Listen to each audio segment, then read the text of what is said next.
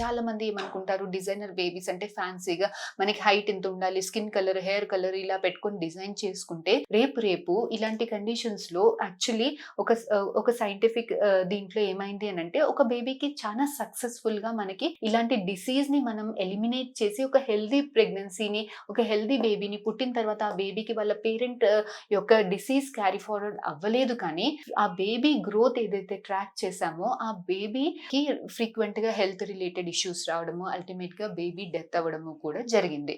So ఇలాంటి techniques complete గా safe కావు. ఇలాంటివి రొటీన్ గా కాస్మెటిక్ పర్పసెస్ కి మనం యూస్ చేసుకోకూడదు. సో ఇలాంటివి ఇంకా కూడా మనకి రీసెర్చ్ పర్పస్ లోనే యూస్ చేసుకోవాలి.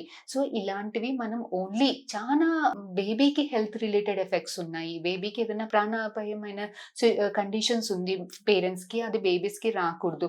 సో ఇలాంటి కండిషన్స్ లో మాత్రమే యూస్ చేసుకోవాలి. Yes, this is ethical. Government has given permissions for only certain conditions. ఇది కూడా రీసెర్చ్ ఇంకా ఫ్యూచర్ లో కంప్లీట్ అంటే ఇంకా రీసెర్చ్ స్టేజ్ లోనే ఉంది. ఇంకా ఫర్దర్ గా దీని గురించి మనకి ఇన్ఫర్మేషన్ రావాలి. కాకపోతే ఫ్యూచర్ లో yes, designer babies are possible, but it should be only kept for certain conditions, not for the cosmetic reasons. ఓకేనా?